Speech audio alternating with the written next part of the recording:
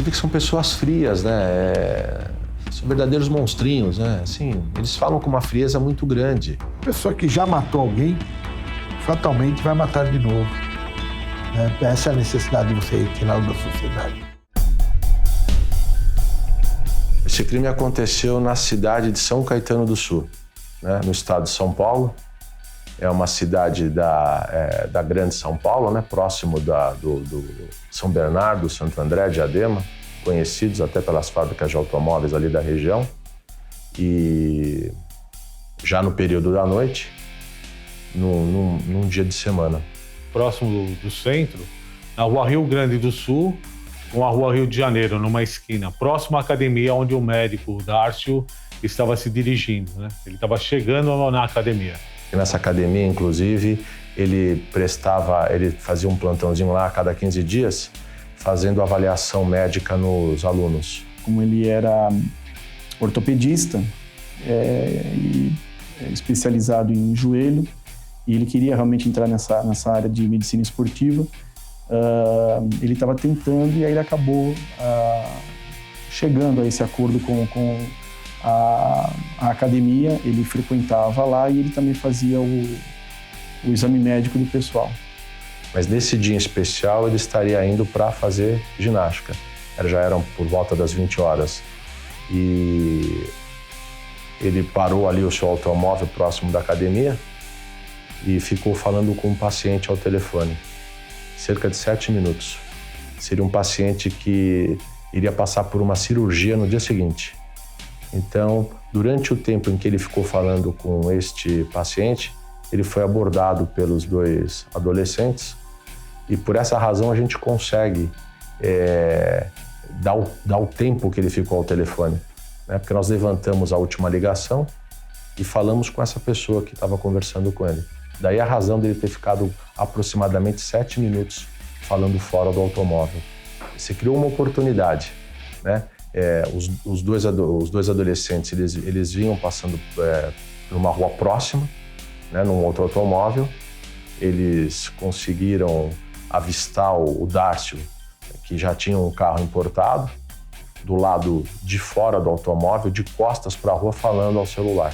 Isso deu oportunidade para que eles fizessem a abordagem para a prática do roubo do automóvel. Que era uma Pajero, um carro que chama atenção, carro a diesel, e é bem recomendado pela criminalidade, né? Um carro visado.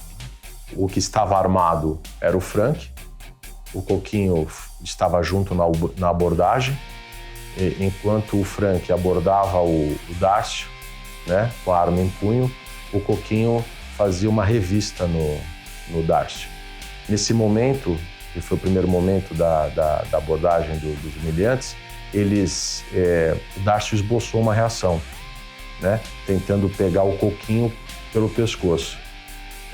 Aí, diante da arma de fogo e vendo também a fragilidade, talvez, do outro adolescente, talvez a vítima não tivesse acreditado que aquilo poderia lhe causar a morte, ou que aquele adolescente tivesse a coragem de atirar.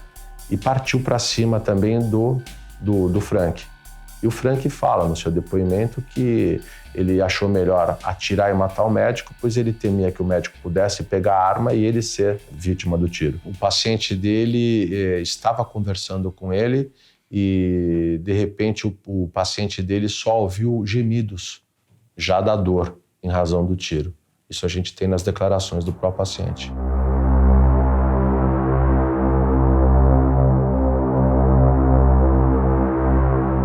Esse tiro entrou pelo ombro.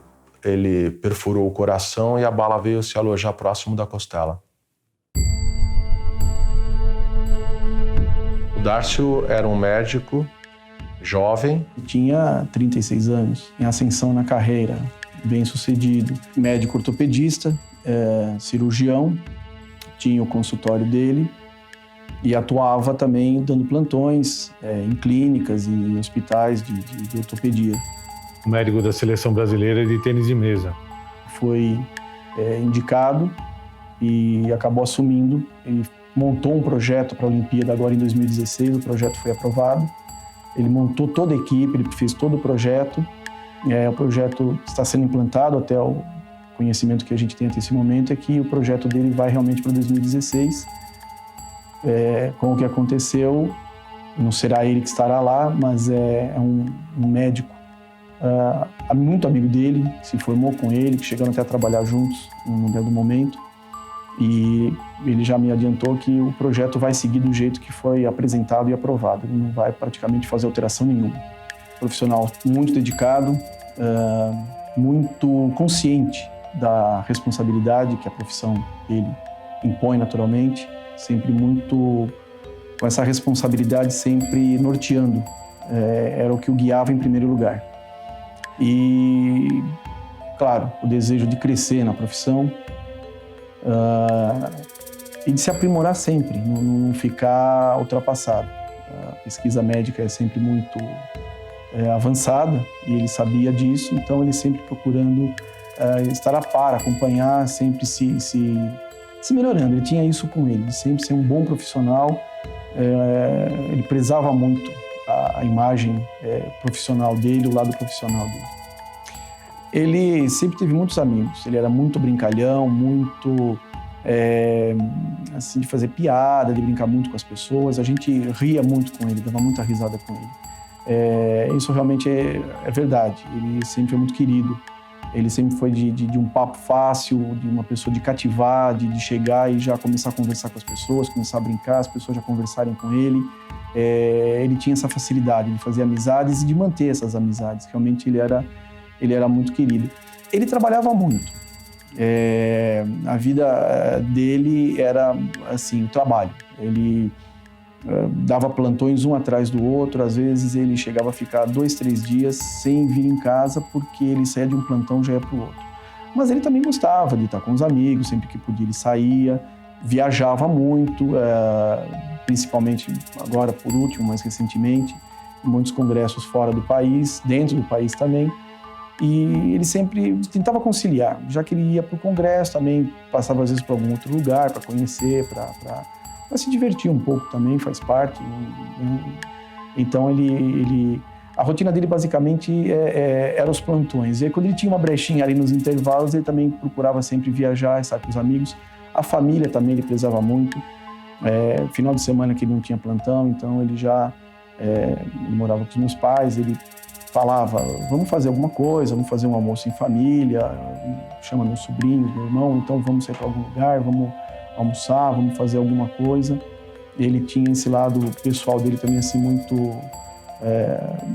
eu acho que era bem equilibrado. Ele trabalhava muito, mas ele também procurava ter o lado dele de lazer, de poder também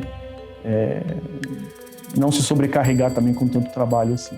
Os 19 anos que a gente conviveu foi muito bom. A gente era muito amigo, muito parceiro, de brincar, dar risada. Ele era muito brincalhão, ele vinha, provocava.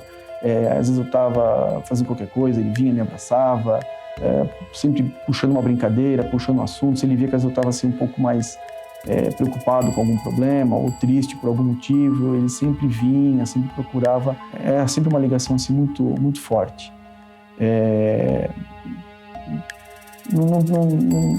Não tenho o que falar, é uma perda, é uma coisa insubstituível. Além de irmão, era um grande amigo. Sempre foi assim um grande amigo para todo mundo. Após a ocorrência, né, onde as pessoas que tomaram conhecimento do crime, eles chamaram a presença da Polícia Militar, que esteve no local, inclusive foi chamado socorro. O SAMU esteve lá, chegou a socorrer o Dárcio, levá-lo até o hospital. Em seguida, os policiais, acompanhados de um familiar, trouxeram a notícia na delegacia. E a partir daí foi feito o boletim de ocorrência e imediatamente iniciamos as investigações. Quando eu cheguei no local, né, com os meus policiais, por determinação do meu delegado titular, ele já havia sido socorrido para o hospital, entendeu? Com vida. E estava sendo preservado o local, né, pela polícia, até que chegasse a perícia. E se dirigir para o local para fazer um documento chamado recognição visográfica. Uma recomposição visual e gráfica do local. Você vai ao local, você analisa o local, conversa com as partes do local de imediato. Você desenha num documento esse local. Você passa para o papel as suas impressões imediatas. Então, você descreve o local, você descreve a situação, procura captar onde há testemunhas, e dessas testemunhas você consegue montar um quadro inicial de investigação propriamente dita. Percebemos que nada tinha sido subtraído. O carro permanecia lá. Os 2 aparelhos celulares deles foram encontrados. No carro, aparentemente, não tinha subtraído nada, entendeu? E aí, por isso que, a princípio, foi confeccionado o boletim de ocorrência de tentativa de homicídio, porque ele não morreu na hora, né? Ele veio a falecer logo após. Como é que você analisa o local? Primeiro, procurando indícios no local propriamente dito, se é uma arma, uma pistola, um revólver. Pelos cartuchos ali no local você consegue determinar isso. Em seguida, se há algum indício de parede, de perfuração no veículo. E, por último, você vai pesquisar câmeras e pessoas, vizinhos que possam ter ouvido os disparos, para determinar a hora exata, porque isso influencia na investigação. Possíveis testemunhas visuais da rua. Digo o seguinte, para a polícia nada é impossível, nada é difícil. A gente tem que partir do pressuposto de que a gente pode chegar à autoria e acreditar no detalhe que pareça mais insignificante possível. Naquela ocasião, nós já com a presença do nosso investigador-chefe no local e uma equipe de investigadores, nós fomos em busca de câmeras que pudessem ter registrado o ocorrido, né? Então, pegamos todas ali as ruas da vizinhança, a rua onde aconteceu o fato. E a primeira câmera, ela mostra uma imagem do Dárcio fora do automóvel, uma segunda imagem já ele caído, porque esta câmera não era uma câmera que gravava continuamente, né? É uma câmera que possuía um sensor de uma empresa próximo de onde o carro estava estacionado, e se alguém passasse esse sensor, ele é acionado, e aí a câmera começa a filmar. Se ninguém passar, a câmera fica inerte, ela não filma nada. Então, essa era a primeira filmagem. Uma outra filmagem que nós temos ia de encontro a uma das pessoas, a uma única testemunha que nós conseguimos ouvir e que realmente viu alguma coisa. Essa testemunha, ela ouviu o disparo, viu os 2 adolescentes saindo correndo, passou e viu o Dárcio caído. Correu. O primeiro lugar que ela parou foi justamente na academia de ginástica, onde o Dárcio iria fazer ginástica. E que ela já no passado tinha sido professora lá. Essa câmera mostrava esta professora descendo, né, por um lado da rua, mas por onde ela tinha visto os 2 jovens fugindo, a câmera já não mostrava mais esses jovens fugindo. E aí nós começamos a observar, essa câmera tinha uma única imagem, um carro preto, seria um Palio, saindo em alta velocidade. O que nos levou a acreditar que naquele Palio estavam os 2 adolescentes que teriam cometido o crime. Era só isso que a polícia tinha. Naquele momento, surgiram muitas informações, né? Informações porque ele seria um rapaz jovem, solteiro, e isso poderia ter gerado alguma dúvida com relação ao crime passional. As pessoas começaram a especular a motivação do crime, né? E num primeiro momento, veio à tona que aquele crime pudesse ser um crime passional, um crime de vingança. E aí fica complicado para a polícia, porque as pessoas começam, eu digo para a polícia e por questão de respeito à família do próprio Dárcio, né? Querer justificar que o Dárcio tivesse perdido a vida porque possivelmente tivesse envolvido com uma mulher casada, né? Então, no começo houve uma pressão, mas como nós estávamos à frente do inquérito policial, eu sempre me coloquei da seguinte forma: dentro do inquérito policial, dentro daquilo que a polícia levantou, dentro das pessoas que a polícia já ouviu, eu não tenho essa informação que o Dárcio tivesse algum inimigo, que o Dárcio tivesse algum envolvimento com uma mulher casada, ou que o Dárcio pudesse estar envolvido em qualquer sentimento de vingança de alguém. Eu não tenho essa informação. Então, eu não posso, a princípio, concordar com o que vocês estão falando. Para afastar tudo isso, eu ouvi mais de 20 pessoas que frequentavam a academia, pessoas que eram do convívio do Dárcio, para deixar muito claro que esse fato que foi lançado não existia, né? E que, para nós, desde o começo, né, pela experiência, pela forma, e aí vem a sensibilidade da polícia, nos pareceu que, em razão da oportunidade criada pelo próprio Darcio, por estar ao telefone, falando fora do carro, num lugar onde furtos e roubos de automóvel vinham acontecendo, nos parecia realmente ser ali uma situação de latrocínio.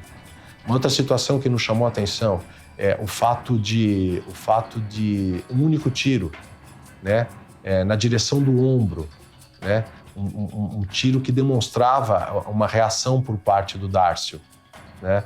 Então, nos levou a acreditar que realmente eram dois menores, junto com a declaração da única testemunha que viu esses dois adolescentes logo após a prática do crime. Então, para a polícia,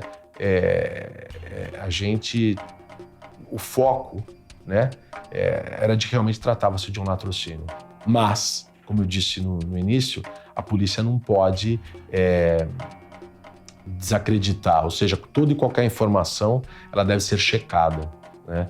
E como existia essa conversa, então nós começamos a ouvir várias pessoas, os lugares que o Darcio frequentava, pessoas do seu convívio, para que a gente pudesse estar afastando essa primeira possibilidade conforme foi aventada no dia do fato. A partir disso, a gente faz um levantamento no nosso setor de inteligência se aquele carro preto estaria envolvido em outros roubos ou furtos da região.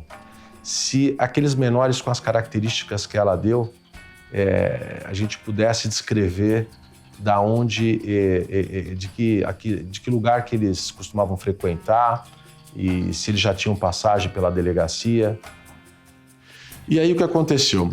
Nós tínhamos algumas informações que a grande parte dos furtos e roubos que vinham acontecendo na nossa cidade vinham de uma comunidade chamada Morro do Piolho.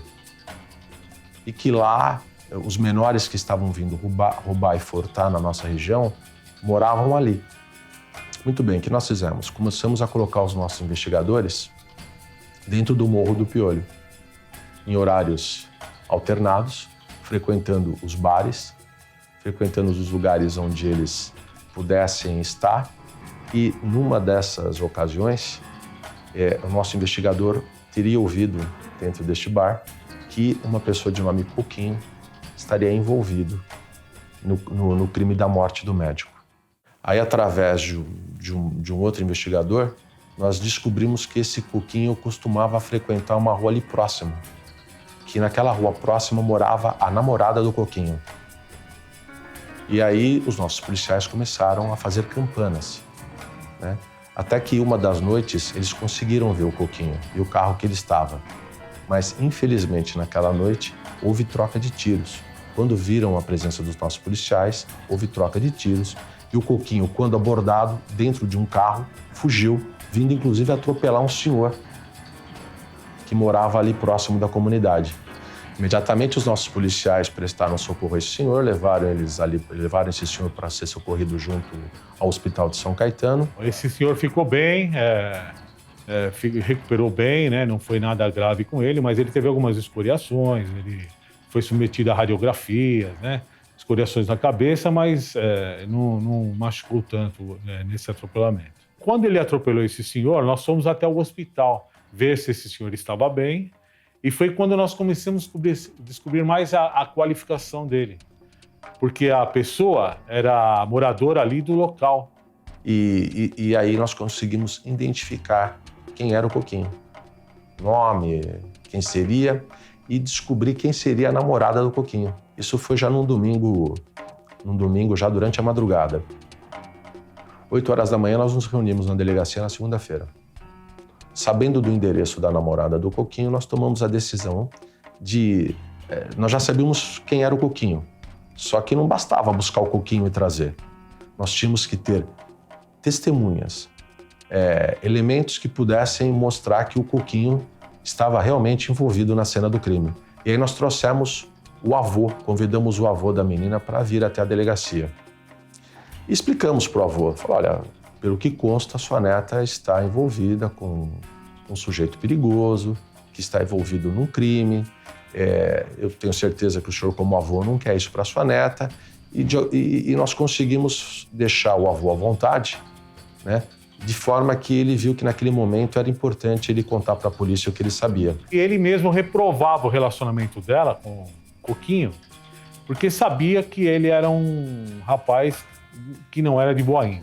Aí ele nos acompanhou até a delegacia e ele foi ouvido.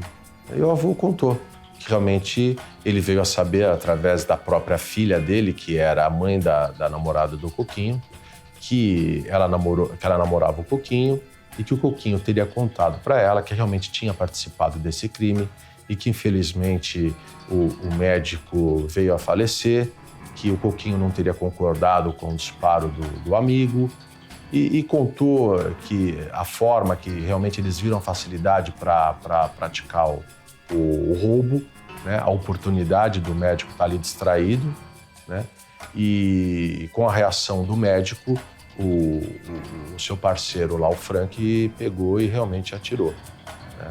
Atirou na intenção realmente de matar ou então de tentar inibir lá o médico para que ele não esboçasse mais nenhum tipo de reação.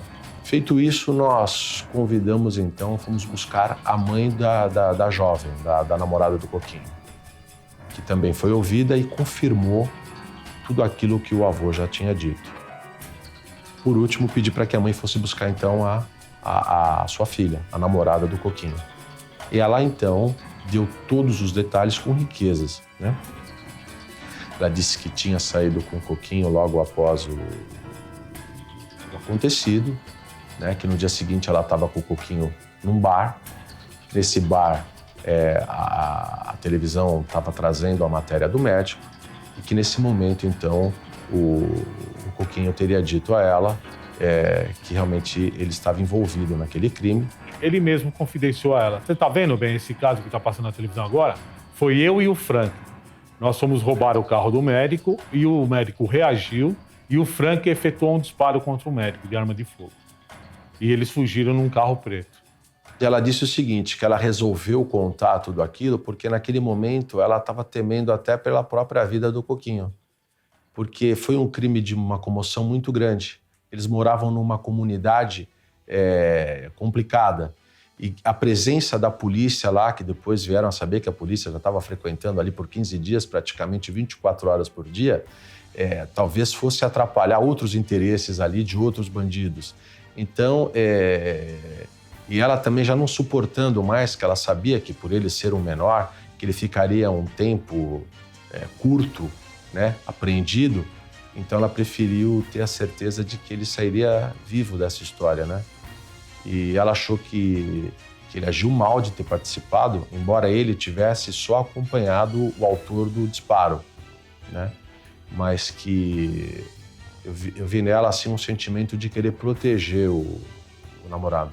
Então, a partir desse momento, ela tinha um telefone que nós conseguimos apreender naquela noite e era o telefone que ela estava conversando com ele, né?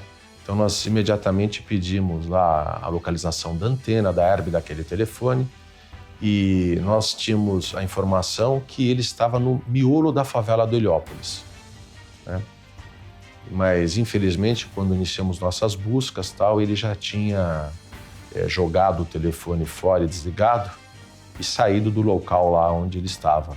Então, quando a polícia lá esteve, ele já não estava mais, né? Mas a partir daquele momento nós identificamos o segundo elemento, que teria sido o autor do disparo da arma que matou o Dárcio. Nós tínhamos a informação que este Frank, dada inclusive pela namorada do Coquinho, que após a prática do crime e sabendo que a polícia já estava na busca dos autores, ele teria fugido para fora de São Paulo, na casa de parentes.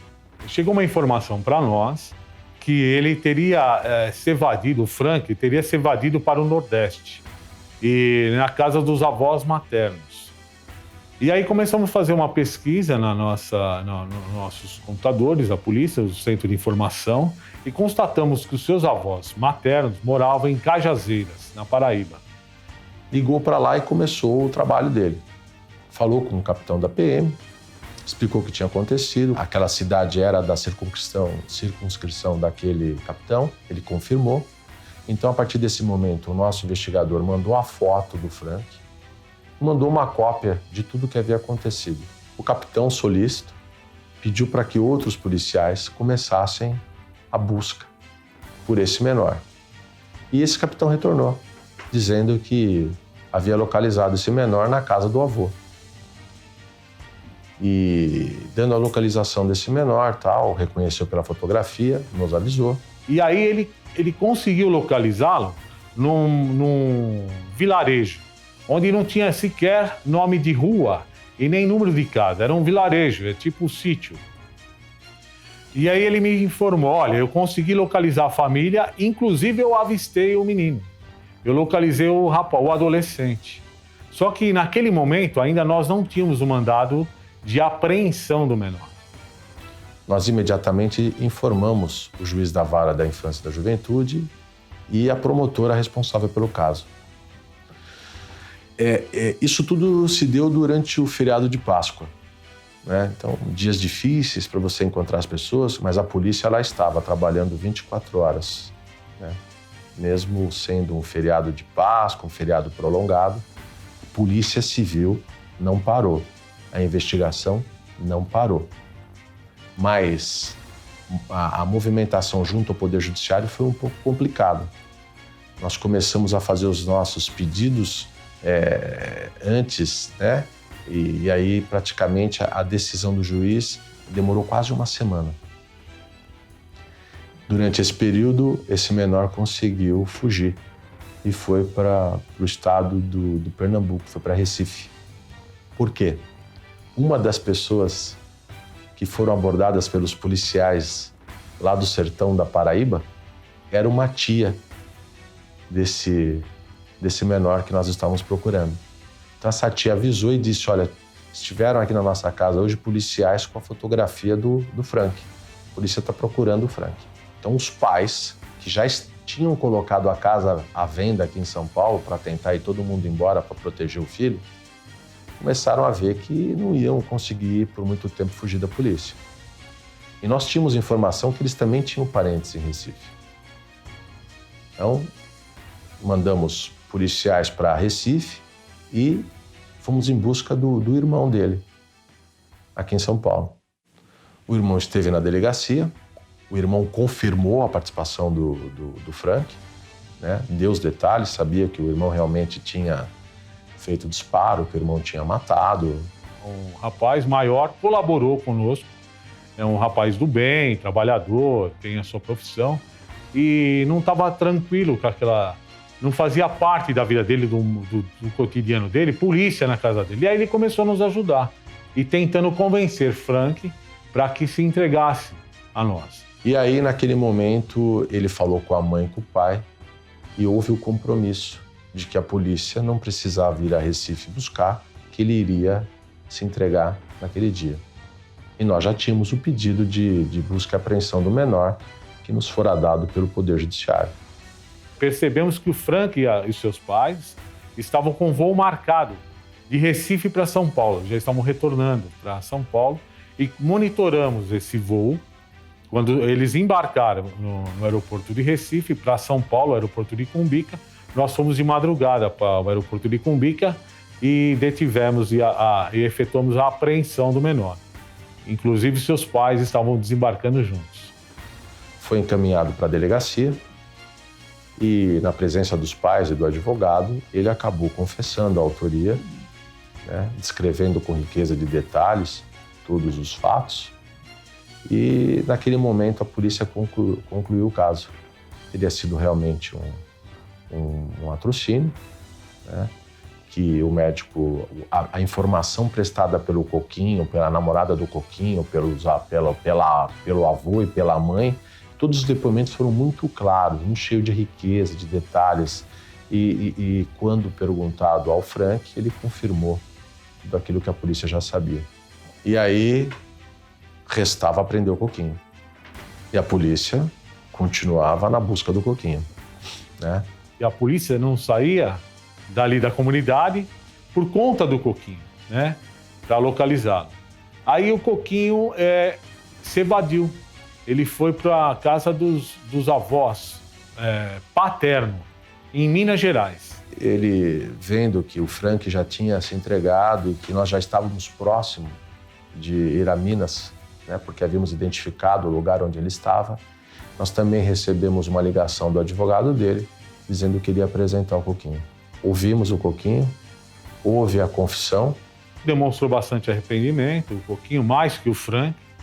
E, interrogando ele na delegacia, nós percebemos que ele tinha uma cicatriz muito grande na perna. E foi de um acidente, há 1 ano e meio atrás, na canela. Ele quase perdeu a sua perna. E a gente conversando ali, informalmente na delegacia, inclusive, aconteceu isso lá. Nós, mas você teve um acidente muito grave na sua perna. Eu tive que fazer enxerto de osso, de carne, aqui na minha perna, eu quase perdi a perna. Eu falei, você sabe um médico que você matou? Que você era um ortopedista. Era ortopedista? O ortopedista que curou a sua perna, que salvou a tua perna. Aí ele ficou chocadíssimo.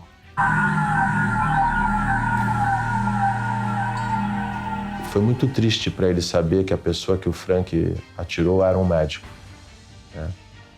Então ele falou, o Frank acabou matando alguém que estava acostumado a salvar vidas, né? Ele fez essa colocação, Coquinho, até emocionado no dia. Foi um trabalho contínuo, da data da morte até a data da primeira apreensão do primeiro adolescente, né? Nós investigamos isso de uma maneira contínua, né? De uma forma a saturar os locais onde a gente poderia localizar, identificar os autores desse crime, para que, de fato, você identifique o autor e a motivação. E hoje os dois estão lá, apreendidos, à disposição da justiça, e vão cumprir lá a pena pelo crime que praticaram. Ainda que seja uma pena pequena, mas é aquela que a lei oferece. Então, um deles é o Coquinho e o segundo é o Frank, o conhecido como Monstro. São 2 menores contumados, né? Não era o Coquinho tinha várias passagens pela polícia e o Frank também. E reincidentes em roubo de automóvel e receptação. Eles já estavam envolvidos na faculdade do crime. Os 2 menores já haviam participado de outros crimes. O Coquinho, ele já havia participado. Nós, inclusive, conseguimos esclarecer um outro crime, né? Trouxemos a autoria de um segundo envolvido num crime que envolveu um policial militar, e este segundo autor seria o Coquinho, onde o primeiro adolescente, chamado Benício, faleceu na troca de tiros com esse policial militar. E quem estava junto com esse Benício era o Coquinho. E o Coquinho tinha nesse Benício o seu ídolo, inclusive vindo a tatuar no seu braço o nome do Benício, né? Então, eu diria para você que esses jovens, eles começam, e você ouvindo eles começam com 12 anos, 11 anos, 9 anos, né? E você vê que um deles tem 15, o outro 16, eles já estão aí há 5, 6 anos praticando o crime. O Coquinho admitiu que começou na vida do crime traficando, olhando boca de tráfico, né? E depois passou a traficar, e depois enveredou pro lado de roubo de automóvel. Você vê que são pessoas frias, né? São verdadeiros monstrinhos, né? Assim, eles falam com uma frieza muito grande, né? Como ele mesmo colocou, ele falou que sentindo medo da reação do médico, que o médico pudesse pegar a arma, o médico viesse a matá-lo, ele preferiu matar o médico antes. Ele mesmo coloca isso nas declarações dele. Frieza muito grande. O sujeito pode até dizer para você que se arrependeu, né? Mas o olhar dele diz outra coisa. A palavra diverge do olhar. Foi um choque grande, né? O Darcio, os pais dele são dois senhores, uma senhora idosa, o pai também é um senhor idoso e com uma deficiência visual, o pai dele é cego. A minha mãe, há dias que ela chora muito, outros dias é meu pai, do nada. Acho que bate a saudade, lembra, às vezes uma palavra, às vezes uma coisa qualquer, puxa a lembrança, vem a memória, vem a mente. Para eles é como se tivesse tirado o chão. Eles passaram um início ali muito complicado, muito dolorido, muito sofrido, e isso hoje ainda está presente. Eles procuram não se abater, eles procuram reagir, eles procuram ter uma vida o mais normal possível, mas é muito dolorido, eles estão sofrendo muito ainda. Ele tem um irmão que é advogado e esse irmão esteve em contato permanente com a polícia. Eu costumava informar ao irmão o que a polícia vinha fazendo e eu sempre disse ao irmão que ele podia acreditar na polícia, que nós iríamos identificar, né? A nossa vontade era muito grande, né, na busca de identificação e prisão, né? E assim foi feito. O Dárcio, ele foi uma criança muito desejada, porque eu perdi um irmão quando eu tinha de 3 para 4 anos e meus pais queriam muito um outro filho, então ele foi muito, muito desejado. Na época, o tratamento foi longo, foi demorado. Quando eles já estavam até se conformando, porque não estava dando certo, acabou acontecendo, minha mãe engravidou dele, então foi uma festa desde o primeiro momento. Foi aquele carinho, eu queria muito o irmão, eu pedia muito o irmão, então foi aquela festa, aquela realização. Então ele sempre foi muito cercado desse carinho, dessa energia positiva, dessa receptividade muito boa. E eu tinha uma ligação muito forte com ele, muito mesmo. Eu gostava muito dele. E assim, a gente tinha essa ligação muito forte. Depois que ele foi fazer faculdade em Campinas, a gente não tinha essa proximidade física, esse contato, essa rotina diária como a gente tinha até então. Mas a gente se falava muito, trocava muito e-mail. Às vezes ele, entre um plantão e outro, às vezes não tinha nenhum assunto, ele me ligava. Pô, e aí, como é que tá e tal. Às vezes era eu que ligava para ele. A gente tinha, assim, essa proximidade, essa ligação muito forte. E o nosso relacionamento, pela diferença de idade, porque com essa coisa toda de perder um irmão, de ficar tentando e tal, nós tínhamos uma diferença aí de 8 anos e meio. Então, claro, na juventude a gente não saía junto, não tivemos a mesma turma. Depois também, claro, ele foi fazer faculdade, eu casei, quer dizer, não tinha nem como. O clamor foi muito grande, né? Foi muito grande, inclusive teve passeatas na cidade solicitando o empenho da polícia, maior prevenção no crime contra o patrimônio ali, né? E efetivamente nós já temos feito bastante, a polícia, junto com a Polícia Militar e a Guarda Municipal da cidade. A Polícia Civil é a polícia judiciária, né? Ela corrobora no colhimento de provas e materialidade para provar a autoria daquele eventual autor, né? Ou autores do delito ou do ato infracional, aqui é o caso, é o ato infracional, né? Quando a gente prende um ladrão, a gente procura identificar a participação dele no maior número de crimes possível. Se você identificar ele num crime, ele vai ficar um tempo curto. Se você identificar ele 2, 3 crimes, as penas vão se somar e ele vai ficar mais tempo preso. Aí você recebe a vítima na delegacia, principalmente de roubo de carro. Eu falo, a senhora reconhece o preso? Olha, doutor, em off eu reconheço, mas eu não quero, se chegar na frente do juiz, eu vou dizer que não reconheci. Porque eu já recebi meu prejuízo, meu carro já tá pago, a seguradora já pagou, e eu vou ter que ir no fórum, eu vou ter que ir à audiência, eu não sei se isso amanhã vai ter uma retaliação comigo ou com a minha família. Eu falei, olha, eu até entendo o que a senhora está colocando, só que depois não adianta reclamar, dizer não, a polícia prende, a justiça solta. O fato da senhora reconhecer vai fazer com que a pena desse cara aumente e ele passe mais tempo na cadeia. Mas um detalhe, dessa vez o crime parou no roubo do seu automóvel. E a senhora não pagou com a vida, nem um parente, nem um conhecido. Esse mesmo vagabundo que levou seu carro hoje pode tirar a vida de alguém amanhã. O cara perdeu o medo de dar o tiro, ele fatalmente não vai hesitar em dar o segundo, em dar o terceiro. Então, a pessoa que já matou alguém, fatalmente vai matar de novo. Né? Essa é a necessidade de você retirá-lo da sociedade. Mas à medida que você prova que há uma reincidência no crime, que o sujeito é perigoso, que se ele seria condenado por um crime a 4 anos, mas um segundo crime são 8, 4 com 8 são 12. Então aqueles benefícios já não seriam mais calculados em cima dos 4, mas em cima dos 8 anos, dos 12. Então, é o que eu falo, o trabalho da polícia ele é constante, ele não para com a prisão. né? Então, eu sempre tive com filosofia de trabalho isso, até porque eu penso na minha família. Quanto mais tempo eu deixar um vagabundo preso, é a oportunidade desse cara não voltar para a rua, tá fazendo as coisas de novo. Porque a gente sabe, porque eles mesmos falam que eles nasceram para praticar o crime. E o tempo que ele vai ficar preso ali não vai fazer com que ele desista de vir praticar novos crimes.